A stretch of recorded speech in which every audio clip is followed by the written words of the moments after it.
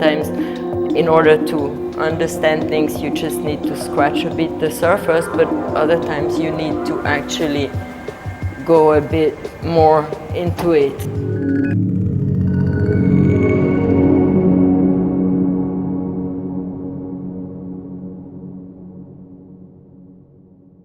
Well, in my practice, I have almost made it a point to try as many mediums as possible. You will find sculptures, you will find ready-mades, you will find photographs, video.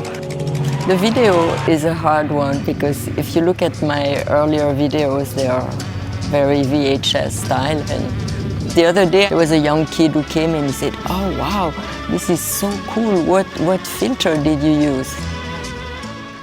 The way to create work doesn't have a recipe yet for me because I'm someone who's very much inspired by objects. So it's encounters with objects or with situations which I then try to make, to realize with various mediums. My first encounter with art, I guess I was 3 years old and I saw the Tingeli installation and it was making noise and really funny, and it was very exciting for a kid to see that. I didn't go to art school, but I went to see a lot of exhibition.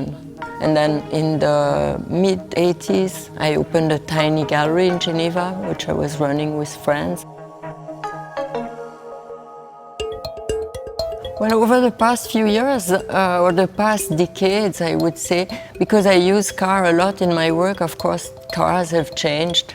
It's been really difficult to drive into a painting and smash it with a new car because their bumper are made out of plastic. That's a major problem. And now I'm wondering about engines because I also love engines, so am I still going to find engines? We'll see. For the Crystal Commando movie, I just looked in the internet in Geneva. I found a girls' bikers club, and we made her She-Devils on Wheels outfit and taught them how to shoot. So that worked out fine, except for the handbags. When I started, there weren't as many women artists as there are today. So obviously, it was interesting to look at the works of the most exhibited then, like Cindy Sherman or Jenny Holzer or Barbara Kruger. So yeah, in Switzerland also there was Meret Oppenheim as a female artist, and also, although she wasn't completely Swiss, Niki de Saint-Phal, because of her connection with Tingeli.